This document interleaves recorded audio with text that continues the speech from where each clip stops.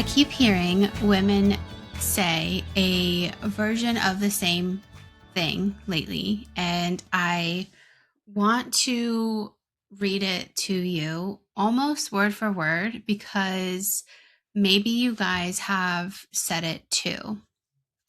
The phrase is, I think my body is addicted to cortisol, or something along the lines of, my stress levels are constantly high, and I wish my body wasn't addicted to stress like dopamine. Another way that I've also heard this being said is, um, I don't know how to not be stressed. It's like I need it. In some way, shape, or form, these sentences are tacked together where you have high cortisol and your body being addicted to high cortisol. So if you've ever felt like that, or you've ever heard somebody say that, or you personally have said that, like you're hooked on your own stress, like it's an addiction, and that calm actually feels kind of foreign or even uncomfortable, almost like you can't function.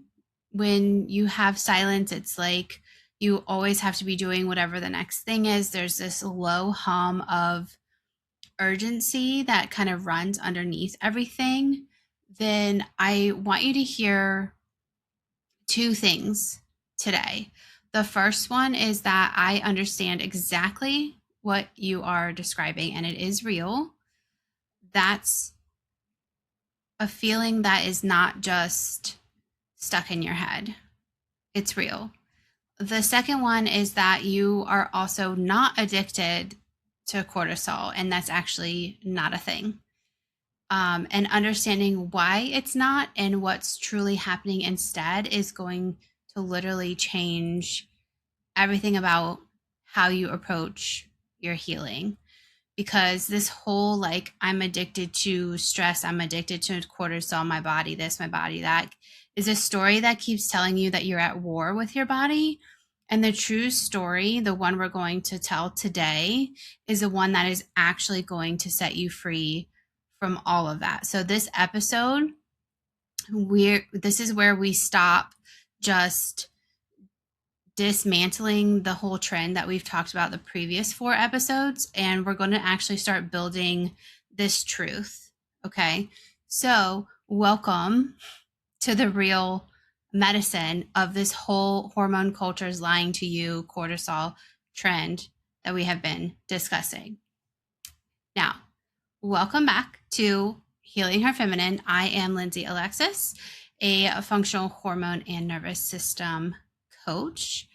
Again, this is going to be episode 5 of Hormone Culture is Lying to You.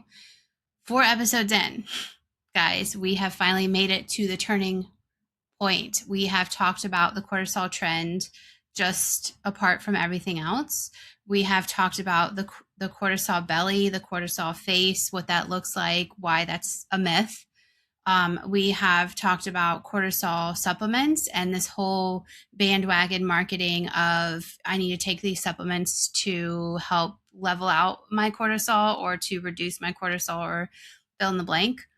And then this last episode we talked about these food timing rules, specifically around like when to drink coffee, or if you should or shouldn't eat carbs, and if you should, when, and all of these caveats that people have put, these general assumptions around food, and making food kind of like the villain of the story, when in actuality it isn't. And so the whole time in every single episode, it has kept pointing at this same deeper thing, the thing underneath all the symptoms and all the noise, which is your nervous system, which brings us back to today. So today we are going to turn toward your nervous system completely, and we're going to start with that phrase that I keep hearing where I'm addicted to cortisol, my body's addicted to cortisol, etc., because it is the perfect doorway into understanding what is actually happening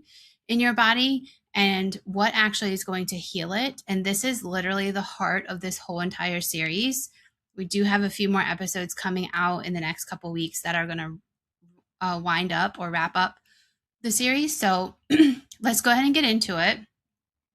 Before I start with why this whole addicted to cortisol thing isn't real, if you are watching this on YouTube or maybe on Spotify, you will notice that my background is actually like a background. It's an image.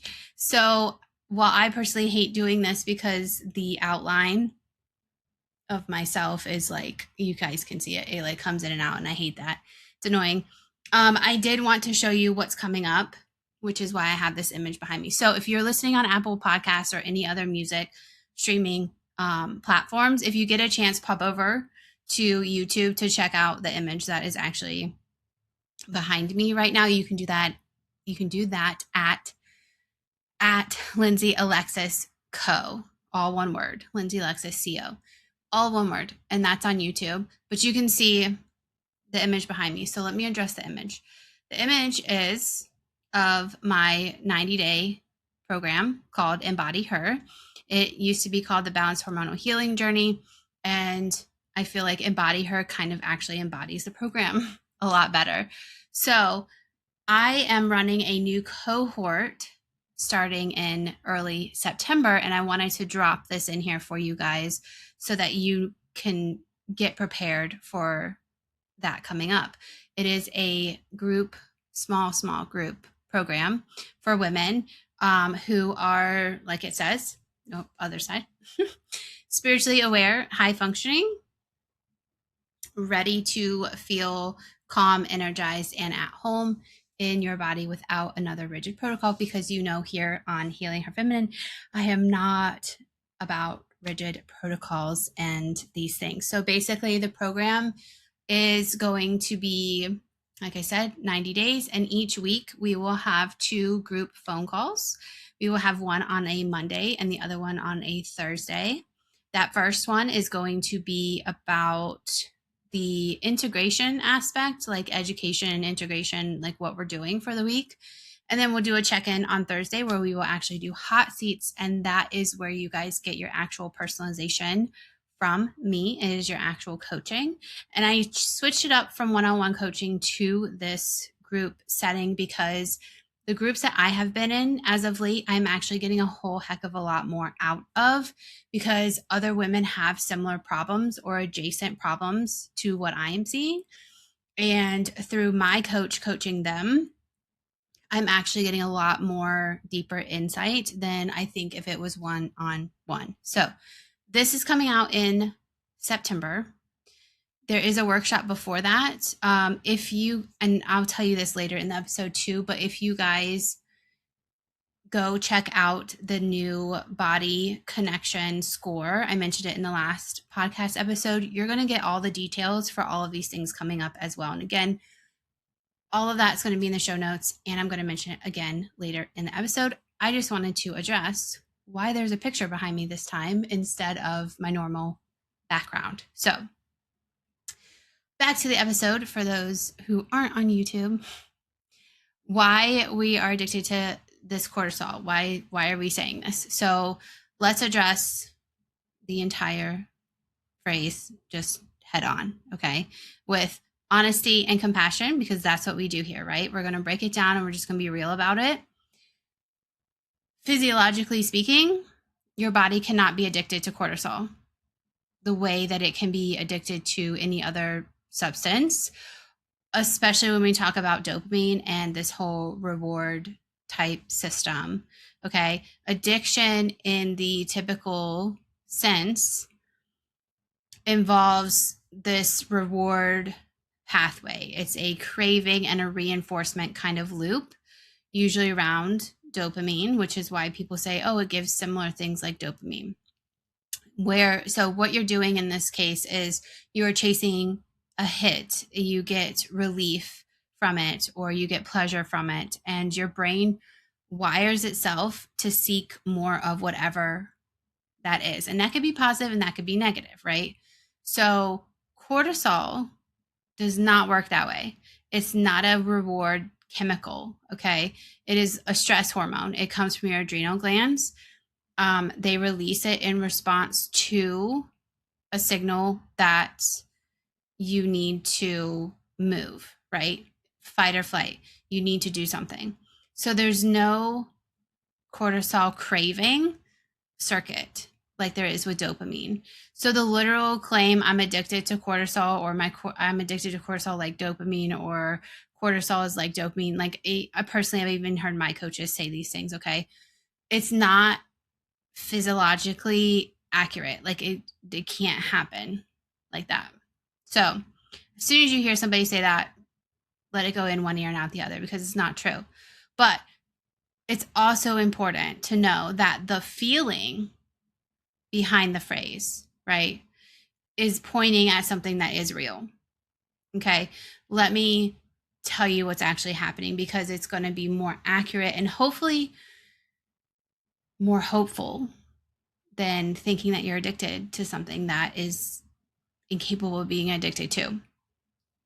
When your nervous system kind of lives at this heightened active state for a very long time, right? We talk about fight or flight, vigilance, resiliency.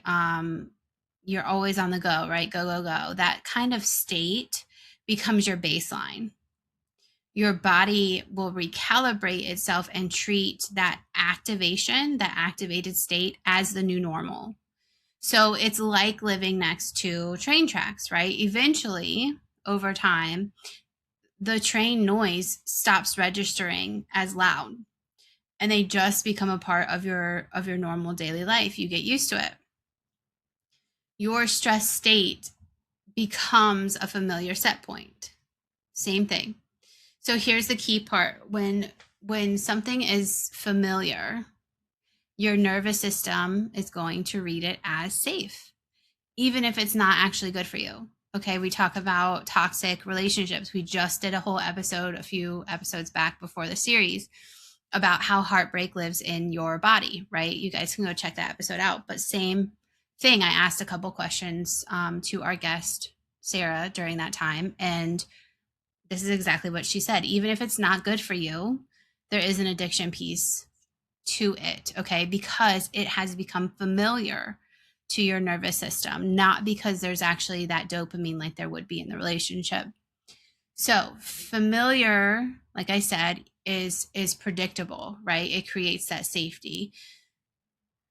And that kind of triggers that deep survival part of your brain. All right. We've talked about in the last episode about controlling, right? Safety and controlling are very similar. We control things to feel safe. It activates that deep survival part in our brain. So a stressed, activated state can feel safer than calm, simply because it's just what your body knows. And when you try to rest or to slow down or to be calm, it can actually be really foreign.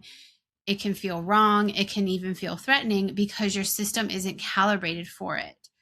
Think about it okay, I'll give you a personal example because this literally just happened to me the other day. My kids have gone to camp for the week. Great. My body took this exhale because now I don't have to constantly be thinking about what their needs are. During that time, I also had caught up on everything that is coming, right? I just mentioned the workshop and the cohort. Social media is a thing. I've caught up on all of these things. We're just transitioning into homeschool when the kids get back. So Monday, literally in a few days, we're going to be starting homeschooling. So all the planning and preparation for that has all been done. That's a lot of stuff that is on my shoulders right now. And I had pre-planned it well enough in space when I had the energy to do it, to where this week, with them not here, I don't have to do any of that. I mean, I'm doing the podcast right now, but that was all that I had to do, was this podcast episode. I literally kept going to my planner, to these outlets that I normally use and was like, what is the next thing that I need to do? What do I need to do? Mind you, and I didn't tell you guys this, but I have a fractured rib, a fractured upper rib. It's right here. So last week I did the episode with it, and I don't know if you guys caught me not being able to speak very long-windedly like I normally do. It's because of the fractured rib part. It was just hard to breathe. So literally I'm supposed to be resting, and that's not my normal. My normal is not resting. Like I'm a mom, like I'm a business owner, like I do these things constantly. That is my normal state. So sitting here this week and not having literally anything to do, like the house is clean, there's really not much. Like I vacuumed, right? And that literally took 5 to 10 minutes out of a full 24-hour day. And I was like, what do I do? And I felt this restlessness come about because I normally have like something to do, right? And I really wasn't in the mood to journal or to read, to fill in that gap. I was like, what do I really want to do? And for the life of me, I just couldn't fill in the space. But what happened was interesting. After I kept telling myself, no, you don't need to journal. No, you don't need to read. No, you don't need to watch TV. Like, no, you don't need to fill in the space, the empty space. I felt this like switch, like this adjustment happen in my body. And I can't explain it to you. You have to kind of experience it. But I felt like a downshift. It was literally like shifting gears down, and my body felt like it could breathe better. And honestly, maybe it has helped hasten the healing of this fractured rib because I noticed I am not taking pain medication every day. And I am getting some better sleep at night. I still can't fully sleep on my left side, but things are better. And I feel like they're better because I allowed myself the actual rest to let my nervous system rest. So, just so you guys know, like, even though I'm coaching and teaching these things, everybody, even my coach who's further along than I am in all of these things, we all are human and we all continue to come up against ceilings and walls and things and have to push through them through our own capacity being our nervous system. So I say all that to say, like, I know what you're feeling if your baseline normal is go, go, go, or mentally is always on. And the fact when you try to rest and calm down, your body literally starts to like freak out. You feel anxiety come on, or maybe you even feel guilty, right? Mom guilt is a thing. You could also feel like you're like kind of have this tingling or vibration kind of sense out of your skin, like you're feeling like it's just this lack of safety, right? Everyone's nervous system responds differently. So the point being is that unconsciously you might create urgency or drama or busyness in order just to get back to that familiar activated state. Because like I said, it is what is familiar. And that, I think, is what women are describing when they try to say that they are addicted to stress. It's not an actual chemical addiction like dopamine would be. It's literally a nervous system that has learned that stress is home, right? That's the new norm, and it's calm. Well, and calm is unfamiliar territory, right? So it's a set point, but it's not this craving, okay? And honestly, as I say those two stories, do you guys feel the difference in them?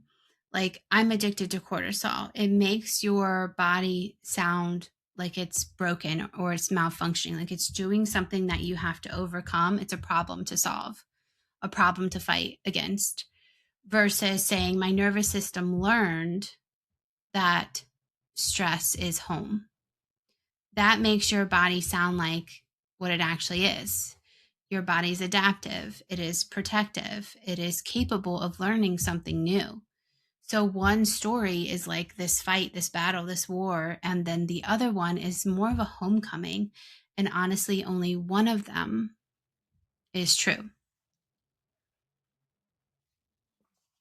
So, how does our nervous system come to treat stress as home? Well, let's understand it, because understanding it dissolves any shame around it.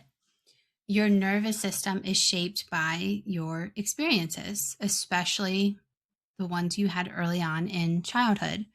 If you grew up in this environment of noise and chaos, unpredictability, instability, emotional volatility, pressure, any sort of insecurity or lack of worthiness, being told you were too much or not enough, your nervous system just basically learned, very highly intelligently, by the way, that staying alert is going to be what is going to keep you safe. Okay. Vigilance was adaptive. Being relaxed and unguarded might have actually been dangerous, or at least it was unrewarded. So your system set its baseline to the on switch. And that's not a flaw. That's not a character flaw. That's literally your nervous system just doing its actual job. And it's keeping you safe by adapting to your environment. And then over time, as you went into your teenager years, as you went into your adult years, life just kind of kept reinforcing that. And you might have seen actual good results from doing those things, right? You could have seen financial success, career success, relationship success, right? Because you had this structure that you have in place, right? And you're safe. However, things like the adult stress, we talk about adulting, I don't want to adult today. Financial pressure, caregiving as a mom, as a single mom, as a dad, as a single dad, overworking, the 9 to 5 or 10-hour shifts, 12-hour shifts, things like relationships. We all bring our own brokenness and baggage to relationships. This relentless pace of modern life and having to fill your schedule and be with your friends and be with your family and be with work and be with yourself and be with your kids and all of these responsibilities, those things, they all just keep activating your system, right? They just keep the system activated.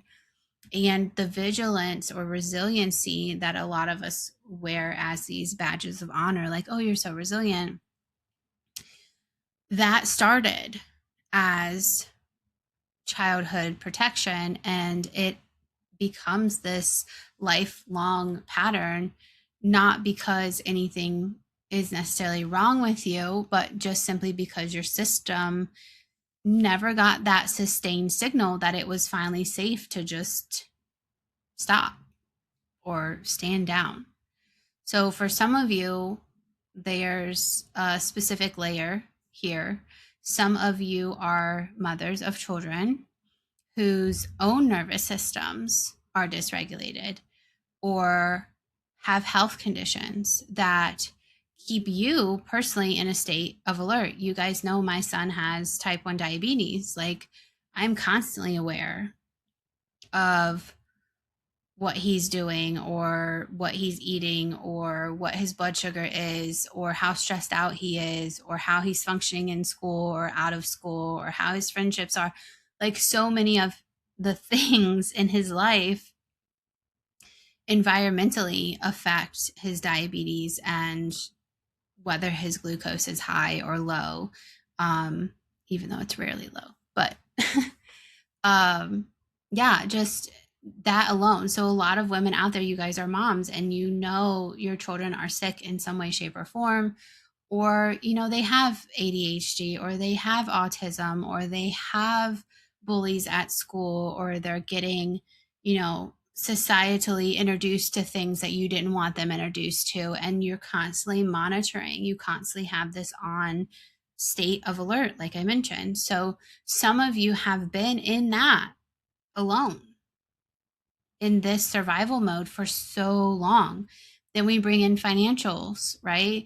Then we bring in emotional stuff with the relationships or lack of relationship, right? That calm genuinely has not been available to you. So I'm not gonna sit here and say, oh, just relax, just journal, just whatever, right? Because you're not making a wrong choice in any of this. This is your day-to-day life, right? Stress isn't always necessarily a choice. Many of you, the stress has been this rational response to genuinely hard circumstances. And your nervous system isn't malfunctioning. It's literally responding to this real load that you guys are carrying, myself included, which is another reason why I do this kind of work, to kind of help lead you guys through the forest of all of these things. So if you feel hooked on stress, then here is the most compassionate truth I can give you. Your nervous system adapted to keep you safe, and it's still running the program. It's not that the program itself is broken. It's just probably outdated, running in conditions where you'd actually be safe to soften.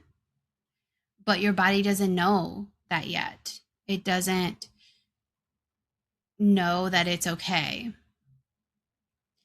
And the work isn't to fight that as a problem. It's simply to update the software, to slowly, gently teach your body that it is safe to rest. So let's get into the connection here. Let's connect this part to everything we've been talking about in this series, because this is kind of where the nervous system meets the hormonal aspect, along with your weight or your fatigue, mental clarity, all of it, okay? When your nervous system is chronically activated, your body prioritizes survival. We've mentioned this before too. Survival mode has consequences for everything else, because your body very logically deprioritizes anything that isn't immediately essential to getting through the threat. Reproduction and hormonal balance are typically one of the first things that gets deprioritized. Your body thinks like this. It says, if we're in danger, then obviously it's not the right time to smoothly have a menstrual cycle or balanced sex hormones.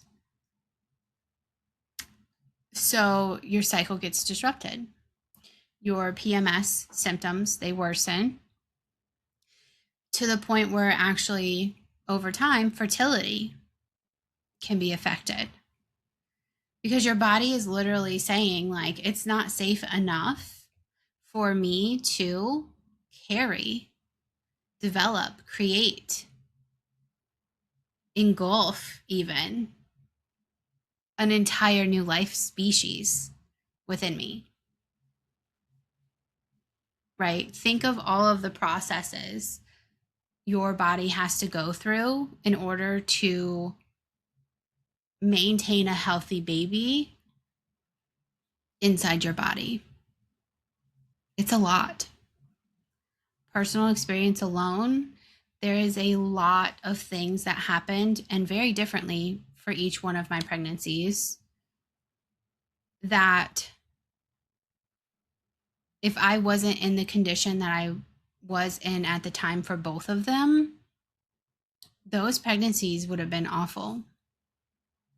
They would have been way worse than they were. And trust me, it wasn't a perfect situation in either capacity. So if this sounds like you, turn toward your nervous system if any of those symptoms resonate with you. The next thing that gets deprioritized is going to be your digestion. So in fight or flight mode, right, blood flow moves away from your digestive system. So you're not breaking down the food like you're supposed to. You're not absorbing nutrients like you're supposed to. And your whole microbiome and your gut issues develop or they get worse.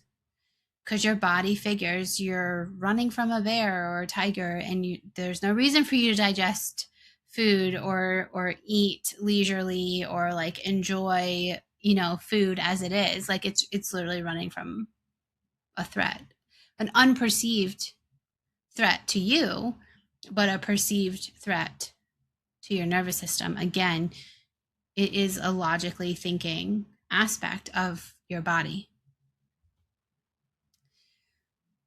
The next thing that often suffers is blood sugar, because stress hormones will raise blood sugar in order to fuel the emergency,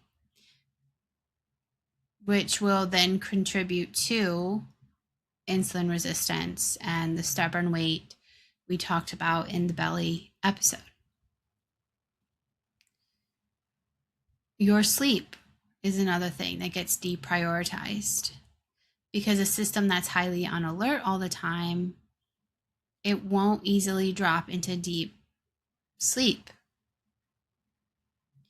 And we have discussed how central sleep is to all of this, right? If you'll notice, all of these systems, functions rely on hormone communication, the regulation of your hormones. So when one of them starts pulling away and getting off, like sleep, right? You start sleeping in a way that isn't of quality or consistency or effectiveness. Those hormones, we talked about melatonin and cortisol, right? Your circadian rhythm. That starts to get out of whack. And because that's out of whack, it's going to start triggering the blood sugar one, right? Or the digestive one. Like, you have so many hormones that are your actual communicators. When one system starts to fall off, it's like a train, right? If the caboose falls off the tracks, I guarantee you the next one's going to fall off, and then the next car, etc., right? So eventually what happens after all of these systems have slowly fallen offline is your immune system gets dysregulated. So now we start seeing inflammation increasing. You're getting sick more often. You develop this low grade chronic inflammation that underlies like so many of our health issues today. Constant chronic inflammation. Your energy starts crashing because your body is running on high alert all the time, which is metabolically exhausting. It's like driving with the engine at full speed constantly. Eventually, all the parts and systems and liquids and all of the things that make that engine operate it's going to burn out.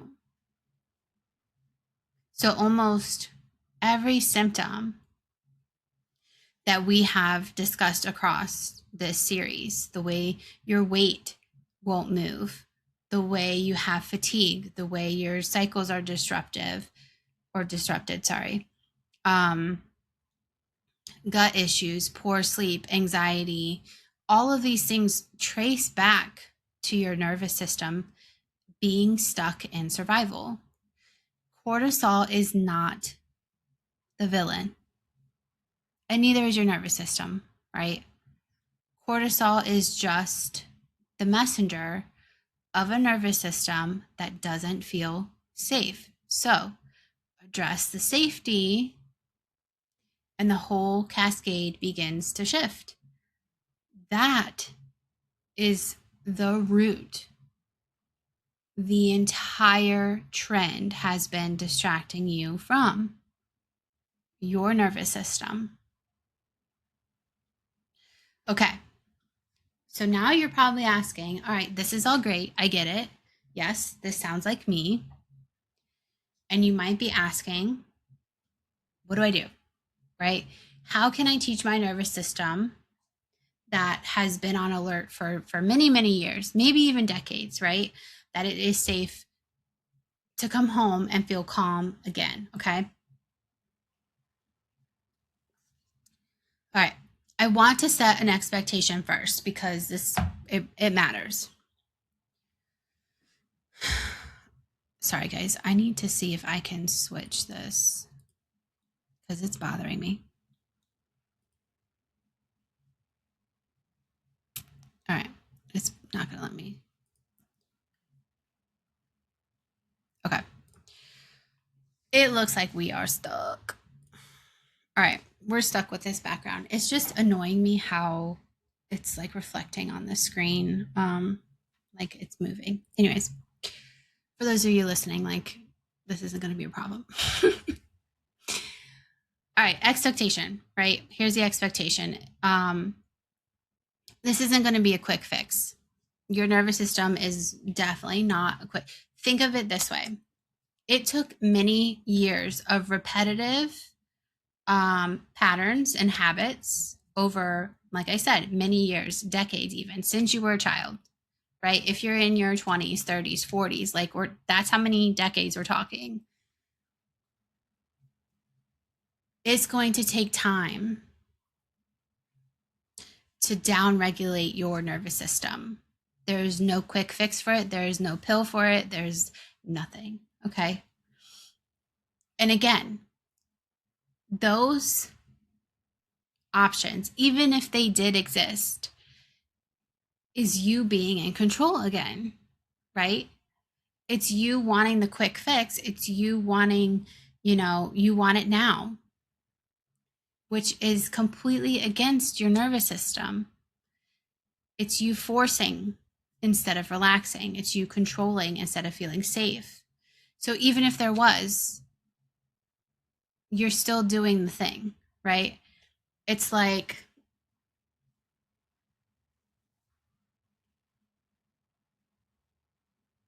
I don't have a good example. I was going to use an alcoholic example, but I don't really, well, one, I don't feel like that's appropriate, but two, I don't really have like a full scenario for that. But it's, you get what I'm saying, right? Like you're trying to quit the thing, but you're still doing the thing adjacent. So it's not really helping you quit the thing. Okay. So you can't force your way into a regulated nervous system. And like this just doesn't work. Trying to make yourself relax is a pressure, and it's just going to keep you activated. All right. It's like the chicken and egg, right? So the work to regulate your nervous system has to be a lot gentler. It has to be a lot slower. And honestly, because of those two things, it's going to be a lot more powerful than any protocol. Like I said, even if there was one. So it's about gradually, repetitively showing your body that it is safe until that calm actually becomes the new familiar. So we're talking a practice here. Like, think of it like a yoga practice, think of it like a meditation practice. Like, it is a practice. You have to practice it. And not even so much as so like in these grandiose type, oh, I did 2 hours of meditation today. Like, that's not what we're talking about. We're talking about these small, repetitive experiences of safety throughout the entire day. And they are small, so they are hard to catch. But once you start catching a couple of them, you will start to notice more of them, and you will therefore catch more of them. And every time you catch one is another step closer to your body feeling safe. Your nervous system only learns through repetition. There's no big dramatic intervention that's going to happen, right? So it's these tiny frequent moments, genuine calm, few slow breaths, stillness, feeling your feet on the ground, feeling gravity around you, like gradually shifting this baseline. And that accumulation, that is what is going to rewire you, and it's not going to happen in any single practice. Okay. A good example for this that I did many, many months ago, and I think I've actually mentioned it on the podcast, cleaning. A lot of women who are high functioning, productive, independent, even, we clean as an outlet. So when we are really stressed out or irritated or mad about something, instead of us going and like punching a wall, which I hope nobody does, but instead of like a physical outlet like that, even hitting the gym could be a physical outlet, but it's like that's also a good physical outlet. I'm talking about bad physical outlets. Anyways, we clean, right? Maybe you have kids and you can't go to the gym to literally work it out, right? So you have kids. So we clean. And it is noticing in those moments when you are cleaning, whether it's doing the dishes or wiping the counter or dusting or whatever, your pressure that is applied to that cleaning. Okay, what do I mean? Imagine wiping down the surface of your kitchen counter. Are you aggressively wiping it, scrubbing at it almost, where your shoulders are forward, they're tight, they're closer to your ears? Maybe your jaw is a little clenched in the back, right? Your teeth are together in the back. You're leaning more on your hand to clean the surface, and you are just getting at it, right? Like, because you're mad and you're frustrated, right? But if you're even doing those without being mad and frustrated, those are the moments where you stop, take a deep breath, relax your shoulders, release the jaw, feel your feet on the ground. And that shift in posture alone, you go back to cleaning. That's you signaling that you are safe to your body just in that moment. There was no big extravagant, 5-minute meditation, count backwards from 100. There was none of that. It was just relax the shoulders, relax the jaw, take a breath, and begin again. That's it. So down regulating practices like that, they work with your physiology. Slow exhales, like I said, longer than your inhales, ideally. So inhale 4, exhale 6 is typically a good rule of thumb. This is going to activate your parasympathetic nervous system. You have a sympathetic one and you have a parasympathetic one. Parasympathetic is your rest and digest system. You can also do this by humming or singing. All of that is going to stimulate the vagus nerve. You humming, each of us have our own tone of voice that we hum. Like when we hum, it's like a particular noise. Like nobody else has the same frequency or vibration of humming that we do. Therefore, our vagus nerve, which is the major nerve that runs through the entire column of your spine, that literally regulates your nervous system. And we've talked about vagus nerve regulation on here before, how to do it, techniques to do it. But that humming, that vibration vibrates through to the top of your vagus nerve. That stimulation triggers the activation of your parasympathetic nervous system. If somebody else hums, it can help, but it's not going to be as high a quality help or effective help as you humming yourself. So a lot of people will say, inhale and then exhale and hum at the same time, or hum as you exhale. And it helps. So you can do that. But for some of us, that's going to feel kind of awkward. So build up to it. You can also try gentle movement or swaying, just things to kind of like get out of your body.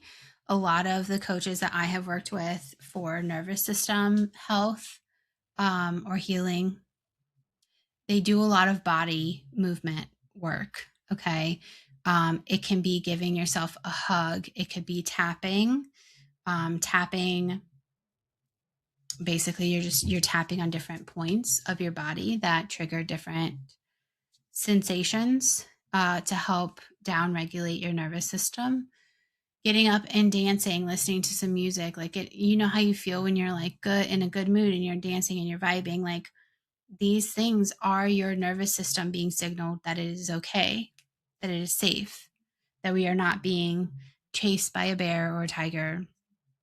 So practicing those things in the moment. Other things that you can do would be spending some time out in nature, right? Going for a walk in nature, just even getting outside, maybe in your backyard, or if you live in an apartment, maybe they have some green space or something, and putting your actual feet, like no shoes, no socks, on the ground and just stand there for, 10, 15 minutes and just really take in nature, take in that vibration, because you're literally grounding your energetics. Another thing you can do is anything with warmth.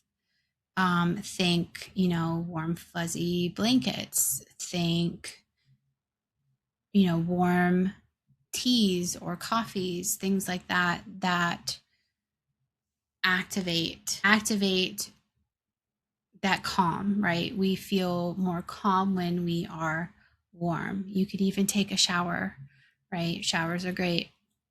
So these things, they're not woo type things. They're scientifically proven, physiologically proven levers that tell your body that it is safe. We had some technical difficulties happen.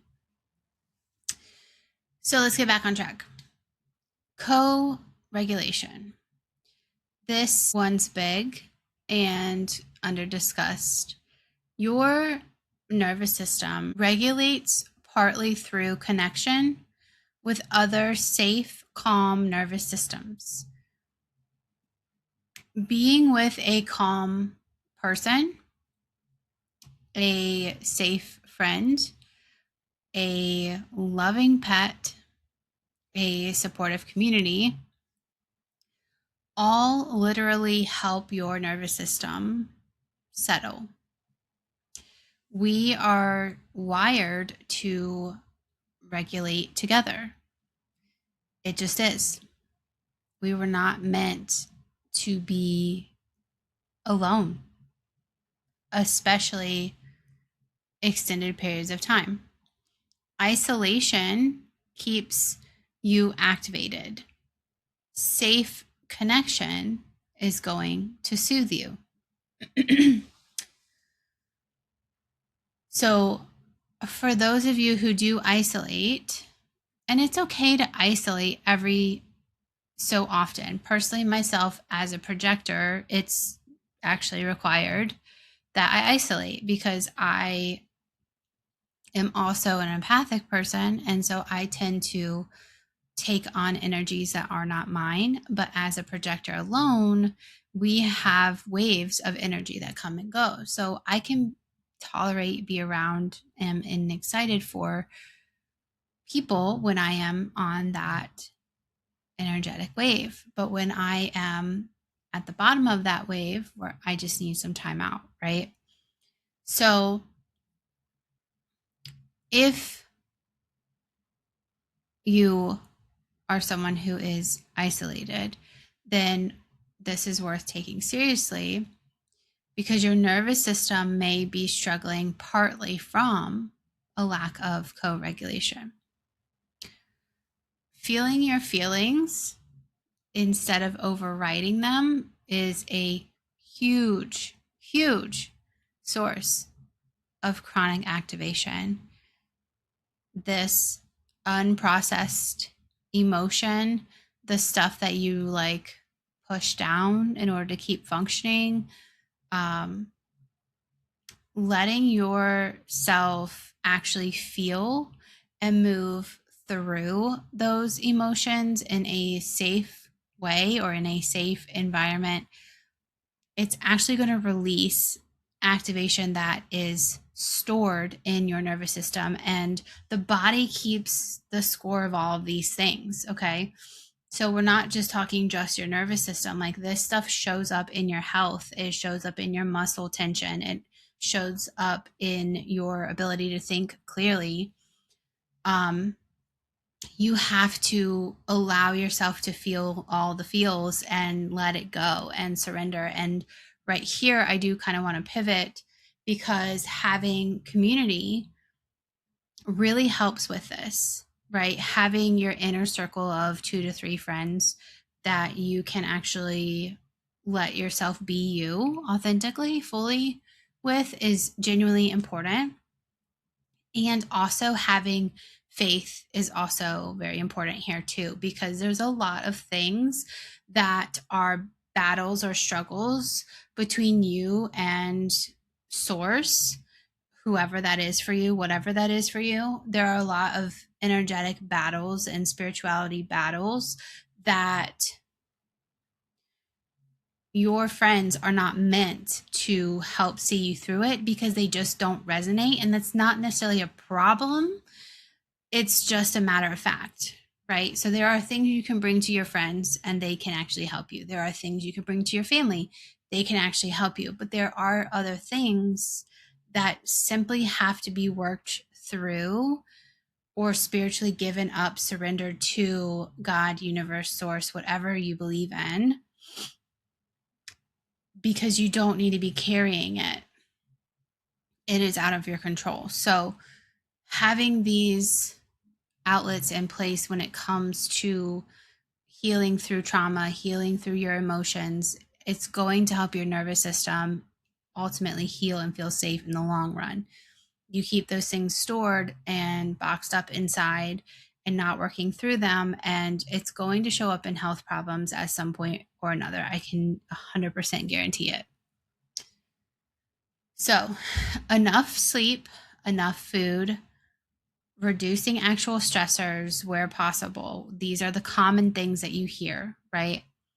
Sometimes regulation requires changing real circumstances. So letting your yeses be yes and letting your nos be no. They have to be boundary setting. Okay. Feel clean. Reducing your genuine load. What are you taking on that isn't yours to take on? What can you delegate? One of my coaches calls it the 4 Ds: do, delegate, defer, and delete. Okay. Put stuff, right? Just brain dump an entire list of all of the things that you are carrying, and then come back to that list after you've spent some time away from it, because you're going to need space after you write a brain dump. But take 15-20 minutes off at least. Ideally, come back the next day and sort through that list. What is actually yours to carry? What do you actually need to do? What is yours that you can delegate to somebody else? Maybe that's getting your kids to help out around the house more. Maybe that's a friend, right? Maybe that's ordering groceries instead of going and shopping for them yourself. Whatever that is, what can you delegate? What can you defer? What's not important right now that's coming down the line but doesn't need your attention right now that you feel like you're carrying? Write that down. And what genuinely can you delete? Genuinely. What are things that you are carrying that are completely out of your control? You have zero control over them. What are things that are no longer pertaining to the season or the circumstances that you're in? Delete those. Okay. So you're doing all these things so that you're not just managing, right? You're not just surviving through this response to this unsustainable life that you're carrying, okay? Sometimes the most regulating thing is to actually have less on your plate. So do that exercise. Crucially, patience and self-compassion. Every time you meet your own activation with kindness instead of judgment, that's a safety signal. That harsh inner critic that you have of yourself, or you're not doing enough, or you're not doing it right, or you should be doing this and you're not doing this, whatever it is, even judgment. Okay, here's another good one. Even judgment around the way that you look, the way that your body looks or feels, or you wish it was different, or you wish you had more energy, like even things like that. Or, maybe you grabbed a Snickers bar at the store, right? And then later you're like, man, I should not have done that. Like things like that, the small things, those are also inner critics, right? And those are also stressful triggers. Be compassionate to yourself. Allow yourself grace and patience in all of these things. Your weight isn't moving not because you decided to go grab a Snickers bar on a Tuesday night because you had a very stressful afternoon. That is not the problem. The problem is you had a stressful day or afternoon on a Tuesday, and your body's asking for safety in those moments, and you're probably not giving it to it. So gentleness is the medicine. So take note of what is not on this list. There's no supplement. There's no timing rule. There's no cortisol blocker. The real medicine for a dysregulated nervous system is largely free, deeply human, and completely, entirely unsellable, which is exactly why the trend will never point you here. And I want to go switch over to the soul aspect of things, because we've done the scientific stuff. There's something sacred underneath all of this physiology. When your nervous system finally begins to feel safe, when calm slowly becomes home, something very profound happens that's bigger than symptom relief. come back to yourself. The you that exists underneath this vigilance, this resiliency badge, underneath this bracing or needing to do more or needing to be less or fill in the blank, right? Underneath this low, constant hum of threat, that version of you has been there the whole time. It's just been waiting underneath all of this activation. So much of who we think we are is actually our nervous system's adaptations. The overfunctioning, the hypervigilance, the inability to rest, the need to control, the bracing for the next bad thing to happen, the shoe to drop. We can easily mistake these for personality. They're just how I am. But often they're not who you are. They're who you've become in order to survive. And underneath them is something softer. It's something truer, more spacious, more sovereign. It is your actual true self. Healing your nervous system isn't just about better hormones or losing weight or sleeping well, right? Yeah, those things, they come, they happen, we focus on them. But all of this ultimately is about coming home to yourself. It's about your body finally believing and feeling that the danger has passed so that you can stop bracing and start living. It's about reclaiming this energy that you've been pouring into this vigilance, right? Because that's an energy exchange.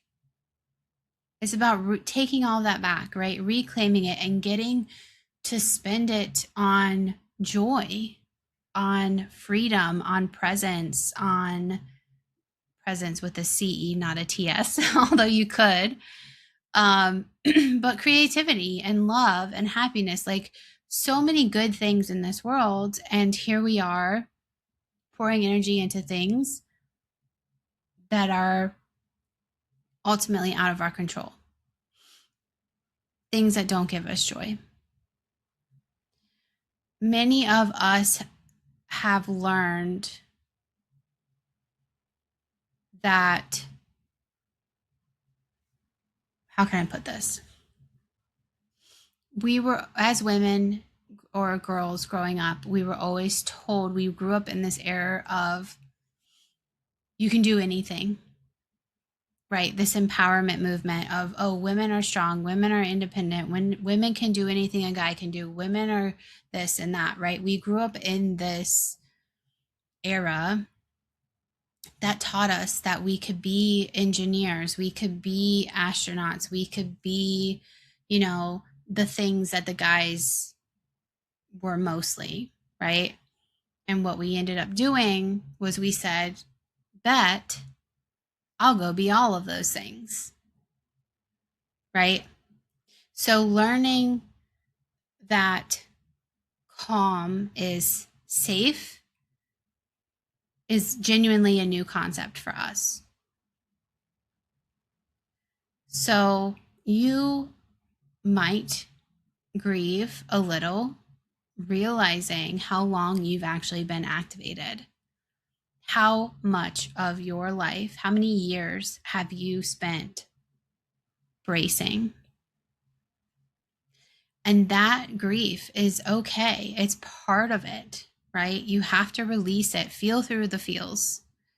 You're not behind for having survived the only way that you knew how, the only way that you were taught or that you saw, right?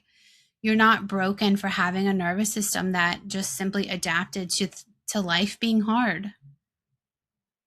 You're a woman whose body loved her enough to keep her safe,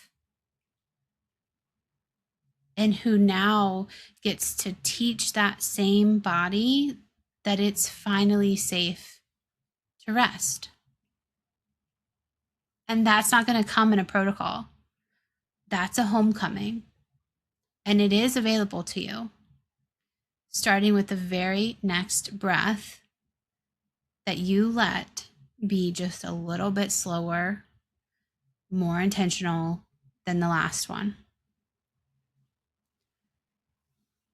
So let's make this practical and doable, because while all of this is beautiful to say, I want it to actually be useful in your life. Start almost absurdly small. Don't try to overhaul your nervous system in one night. Okay, we talked about that. Pick one tiny thing, one thing. It can be 3 slow exhales before you get out of bed. It can be the one hand on the heart, right, for 30 seconds, especially during the moments that you feel activated. It could be, like I mentioned earlier, where you shift your shoulders down, really unclench your jaw in the back a little bit. Take the breath in the moment. Those small and repeated beats, they are actually big impacts, right?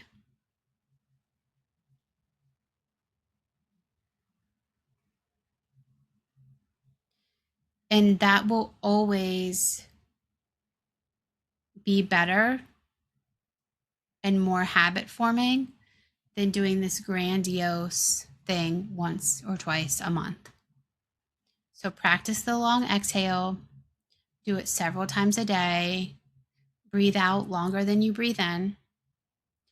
And that alone is going to directly tell your body that it is safe, that it's free, and you can do it anywhere.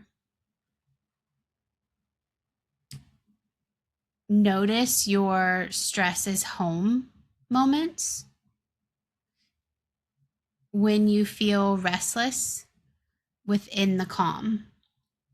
Okay.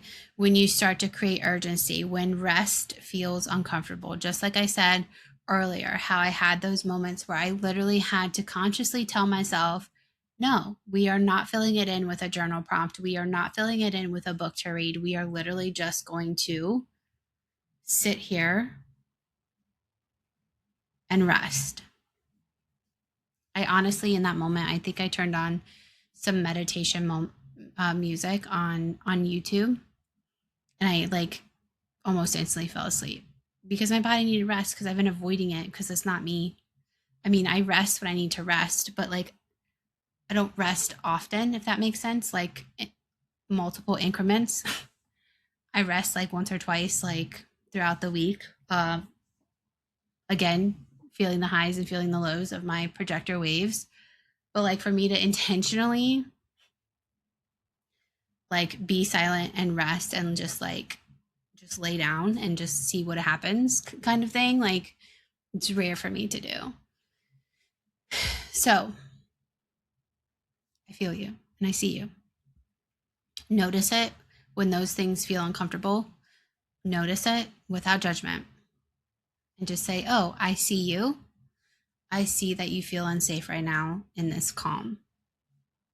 Because awareness is always going to be the part that allows you to rewire it. You can also seek safe connection. We talked about this. So spending more time with people who are safe people, whose nervous systems are regulated. Pets also calm your nervous system, scientifically proven too with that one. Let yourself be soothed by others, okay? Receive it, allow it. Stop trying to overgive all the time and allow yourself to receive the connection. Reduce the isolation when and where you can. Be absolutely gentle with yourself, okay? Here's another one. That inner critic, right? Soften it. Self-compassion is not indulgent. It's literally the nervous system's medication.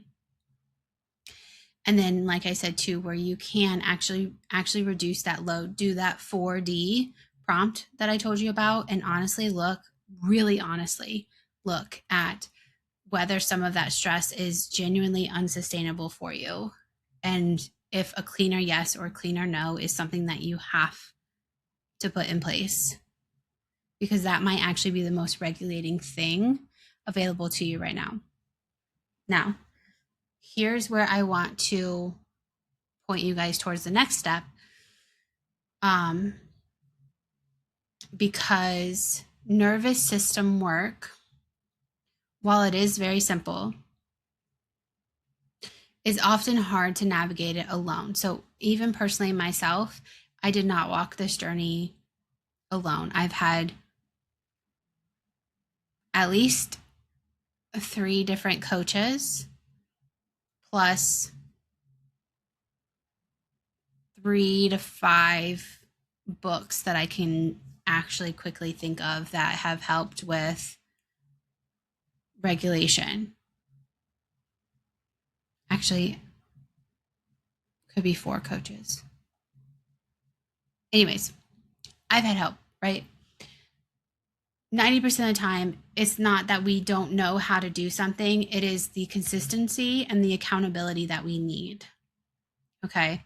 Because every time I'm around the one coach that I have right now, my life continues to shift. And there have been times when she hasn't been in my life for a few months and I could feel it shift back, because nervous system work is a constant, like, okay, practice, right? Like it's a constant thing that we have to navigate. So oftentimes it is harder to navigate alone, especially when you've been activated for so long. Like you don't even know what calm really feels like or where your dysregulation is actually coming from. So, given that aspect, again, where I have been and where I am now and where I am going, oh my gosh,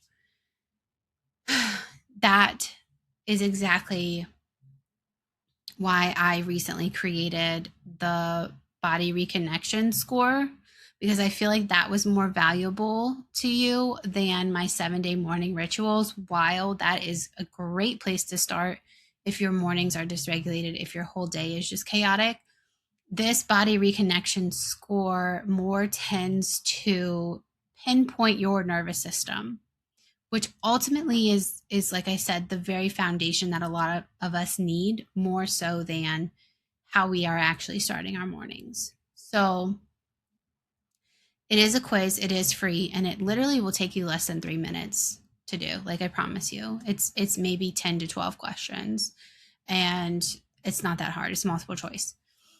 It's going to show you where your body is actually at right now, right? Are you connected? Are you disconnected? Are you semi-connected, right? What does that look like? What does that feel like? It goes through not just your nervous system, but your hormones and your energy and your cycle and things like that too. So it's not this generic quiz, right? It's built around your specific pattern, so you know exactly where to start instead of just randomly guessing. So based off of what your result is, you will get follow-up emails that break down what those next steps are and kind of help guide you along the way. So I encourage you to go take it. And like I said, I'll send you the results, the next step, once you get your answer. And then, like I mentioned earlier, my 90-day cohort, Embody Her, is going to open in early September. And we are going to go like all in together. Nervous system regulation, hormonal support, cycle syncing, like the whole methodology, week to week, twice a week. And if you take this body reconnection score, then you're going to be the first one to hear about all these details more in depth than what I'm mentioning here, obviously, on the podcast. So go take the quiz. The link is in the show notes. It's on my website as well, lindsayalexis.co. If this episode has named something for you, like it's called you out in some way, shape, or form, or you felt a shift in some way, shape, or form, you want to change or downgrade into regulation,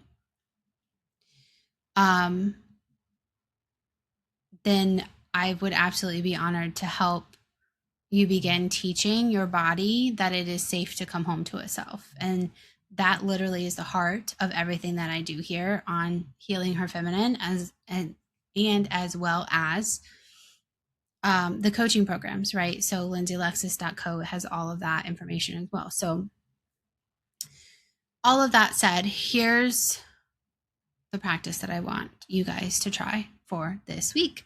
And I hope you guys have been doing these practices every week, because I really feel like they're really helpful for you. And if you have been doing them, please leave some comments about, how it's been going. Like, have you been doing it? What are the results you've been seeing?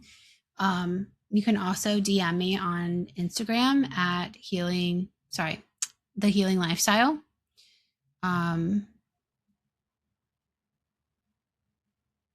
The link to that should be in the show notes. I'm pretty sure it is. So you can pop over to Instagram too for that if you want to DM me your results. So the practice for this week, again, several times a day when you think of it, I just want you to take 3 slow breaths. Relax, okay? Relax the shoulders, relax the jaw.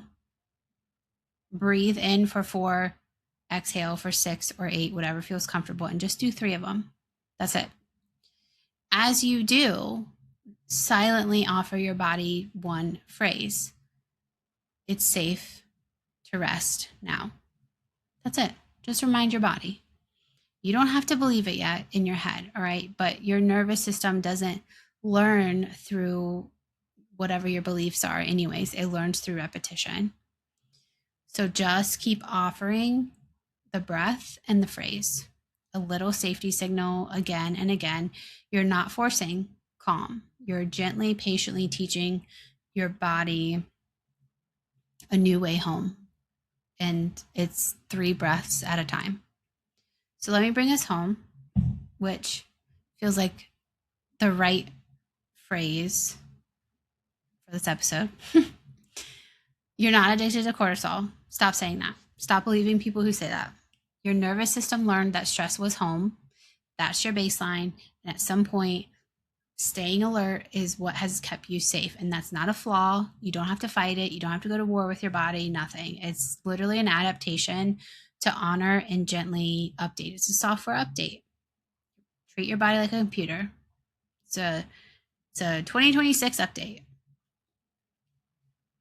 Your body, which has been so loyal in keeping you vigilant and resilient, is fully capable of learning something new, and that it is safe now to rest. So that is the root underneath the entire trend we've been going over for the past 5 weeks now.